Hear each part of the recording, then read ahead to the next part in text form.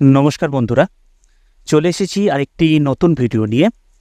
আজকের আমাদের বিষয় SSC CHSL recruitment 2024, lower division clerk, junior assistant, data entry operator ইত্যাদি বিষয়ে আমরা আজকে আলোচনা করব। প্রথমেই যেটা দেখে নেব সেটা হচ্ছে ইম্পর্টেন্ট ডেটসের মধ্যে বলেছে যে 2 তারিখ থেকে তোমাদের অ্যাপ্লিকেশান স্টার্ট হয়ে গেছে, অর্থাৎ এপ্রিল মাসের 2 তারিখ থেকে স্টার্ট হয়েছে অ্যাপ্লিকেশান করার লাস্ট ডেট হচ্ছে 1 মে, রাত্রি 11টা পর্যন্ত অ্যাপ্লিকেশান করা যাবে। ফিস পেমেন্ট করারও লাস্ট ডেট 1 মে, রাত্রির 11টা পর্যন্ত। এডিট কারেকশানের জন্য এখনও পর্যন্ত নির্দিষ্ট কোনো দিন দেওয়া হয়নি। আনুমানিক 2 তারিখ থেকে 5 তারিখের মধ্যে এডিট এবং কারেকশানের ডেট দেওয়া হতে পারে। এছাড়া বলা হয়েছে অ্যাডমিট কার্ড বিফোর এক্সাম, অর্থাৎ পরীক্ষার আগে অ্যাডমিট কার্ড বেরোবে। প্রথম যে এক্সাম আছে এই এক্সামটি হবে দুটো ভাগে। প্রথম ভাগটি হবে এক্সামের জুন জুলাই 2024, অর্থাৎ জুন এবং জুলাই মাসে প্রথম পর্যায়ের এক্সামটি হবে। অ্যাপ্লিকেশান ফিস বলেছে জেনারেল, ওবিসি, ইডব্লিউএস ক্যান্ডিডেটদের জন্য 100 টাকা এবং এসসি এসটি ক্যান্ডিডেটদের জন্য কোনো ফিস লাগবে না। ফিসটি পেমেন্ট করা যাবে net banking, debit card, credit card, UPI এসব দিয়ে।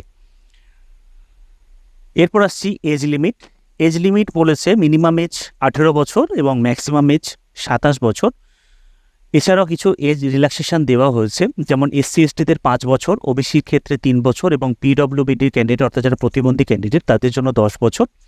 এছাড়াও আরও কিছু এজ রিল্যাক্সেশন আছে, সেগুলি নোটিশে বিস্তারিত দেওয়া আছে, সেগুলি তোমরা ওখান থেকে দেখে নিতে পারো। এরপর যেটা আসবো সেটা হচ্ছে ভ্যাকেন্সি। এখানে কতগুলি ভ্যাকেন্সি আছে এখনও পর্যন্ত নির্দিষ্ট করা হয়নি যে কতগুলি ভ্যাকেন্সির জন্য এই নিয়োগটি করা হবে। আনুমানিক 4,500 প্লাস, অর্থাৎ 4,500 বেশি নিয়োগ হবে এখানে পুরো দেশ জুড়ে, অর্থাৎ অল ইন্ডিয়া এই নিয়োগটি চলবে। তো এখানে দুটি পোস্ট দেওয়া হয়েছে আপাতত। এখানে দেওয়া হয়েছে লোয়ার ডিভিশন ক্লার্ক বা জুনিয়র অ্যাসিস্ট্যান্ট, বা যে সেকেন্ড পোস্টটি দেওয়া হয়েছে সেটি হলো ডাটা এন্ট্রি অপারেটর বা data entry operator grade A. এই দুটি পদের জন্য নিয়োগ করা হবে। দুটিরই ক্ষেত্রে কোনো ভ্যাকেন্সির নির্দিষ্ট কোনো সংখ্যা এখনও দেওয়া হয়নি। যখন জানানো হবে আমরা অবশ্যই এখানে জানিয়ে দেবো আমাদের ওয়েবসাইটের মাধ্যমে বা আমাদের ইউটিউব চ্যানেলের মাধ্যমে, তোমরা অবশ্যই জানতে পারবে। এরপর দেখে নেব যে এলিজিবিলিটি কী দিয়ে হয়েছে বা স্যালারি কী আছে। প্রথম যে পোস্টটি আছে সেটা হচ্ছে লোয়ার ডিভিশন ক্লার্ক বা জুনিয়র অ্যাসিস্ট্যান্ট। সেই পোস্টের জন্য ক্যান্ডিডেট বা যারা আবেদন করবেন তাদেরকে অবশ্যই হায়ার সেকেন্ডারি পাস অথবা উচ্চ মাধ্যমিক পাস হতেই হবে এবং তাদের কম্পিউটারের জ্ঞান থাকা আবশ্যক এবং কম্পিউটারে মিনিমাম মিনিটে 35টি শব্দ টাইপ করার দক্ষতা থাকতে হবে বা ঘন্টায় 10,500 শব্দ টাইপ করার ক্ষমতা থাকতে হবে বা দক্ষতা থাকতে হবে। তাহলেই তারা এই পদের জন্য আবেদন করতে পারবে। এজ হতে হবে 18 থেকে 27 বছরের মধ্যে। যারা এসসি এসটি ওবিসি ক্যান্ডিডেট তাদের জন্য কিছু এজ রিল্যাক্সেশন দেওয়া হয়েছে, তারা সেই বয়স পর্যন্ত ছাড় পাবে। এখানে স্যালারি বলা হয়েছে 19,900 থেকে 63,200 টাকা পর্যন্ত স্যালারি দেওয়া হবে এই লোয়ার ডিভিশন ক্লার্ক বা জুনিয়র অ্যাসিস্ট্যান্ট পদের জন্য। এরপর আসছি ডাটা এন্ট্রি অপারেটর বা data entry operator grade A. এই দুটি পদের জন্যই এখানে বলেছে যে ক্যান্ডিডেটদের অবশ্যই উচ্চ মাধ্যমিক পাস হতে হবে এবং অ্যাটলিস্ট 8,000 শব্দ ঘন্টায় যেন সে টাইপ করতে পারে, অর্থাৎ কম্পিউটারে টাইপ করার জ্ঞান অবশ্যই তোমাদের থাকতে হবে, না হলে তোমরা এখানে আবেদন করতে পারবে না। যারা নর্মাল ডাটা এন্ট্রি অপারেটরের জন্য আবেদন করবে তাদের মিনিমাম 8,000 কি ঘন্টায় তাদের টাইপ করতে হবে, বা যারা অপারেটর গ্রেড এর জন্য আবেদন করবে তাদের অবশ্যই 15,000 কি বা 15,000 ওয়ার্ড তাদেরকে ঘন্টায় টাইপ করতেই হবে। এখানে বলে দিয়েছি 15,000 কি বা 15,000 ওয়ার্ড তারা ঘন্টায় যদি টাইপ করতে পারে তাহলে তারা এই পদের যোগ্য। এখানেও এজ লিমিট বলেছে 18 থেকে 27 বছর এবং 18 থেকে 27 বছর যা এজ লিমিটের মধ্যেও এসসি এসটি ওবিসি এসব ক্যান্ডিডেটদের জন্য কিছু ছাড় দেওয়া হয়েছে বয়সে, তোমরা সেগুলো দেখে নেবে। এখানে স্যালারি বলেছে 25,500 থেকে 81,100 টাকা পর্যন্ত তোমরা এই পদের জন্য স্যালারি পাবে। এরপর দেখে নেব যে ডকুমেন্টস কী কী লাগছে এই আবেদনটি করার জন্য। প্রথমেই যেটা লাগবে সেটা হচ্ছে ফটোগ্রাফটি অবশ্যই 20 কেবি থেকে 50 কেবির মধ্যে হতে হবে।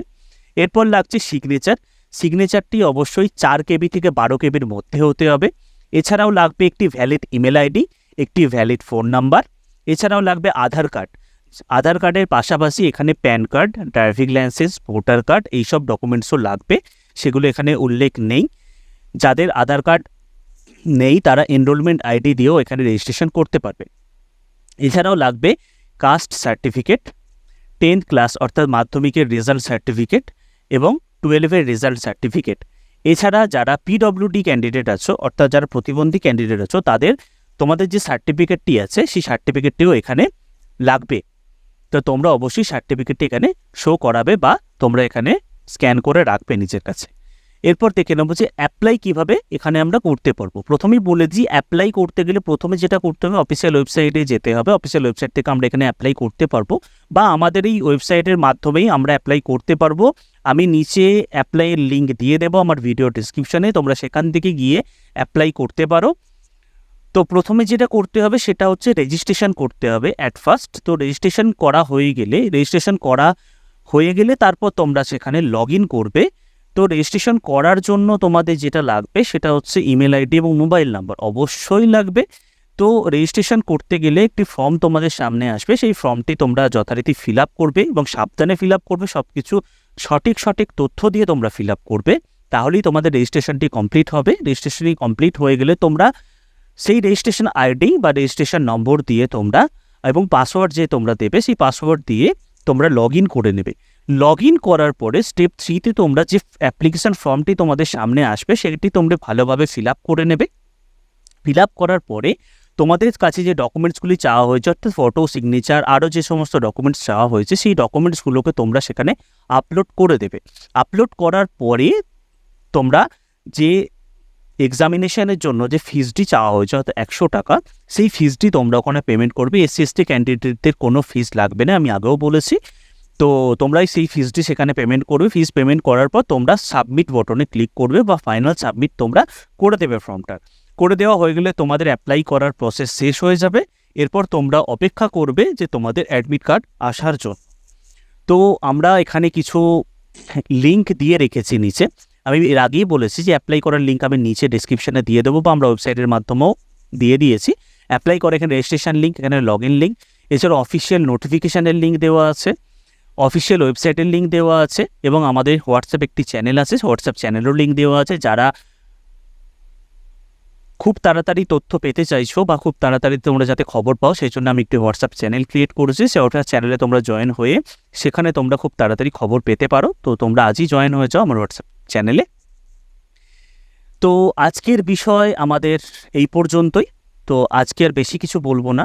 আমার ভিডিও যদি সত্যিই তোমাদের ভালো লেগে থাকে বা তোমরা যদি আমার ভিডিও দেখে উপকৃত হও তাহলেই তোমরা আমার চ্যানেলটিকে সাবস্ক্রাইব করে দিও। আমার চ্যানেলের পাশে থাকা বেল আইকনেও তোমরা প্রেস করে দিও। দেখা হচ্ছে পরবর্তী ভিডিওতে। জয় হিন্দ।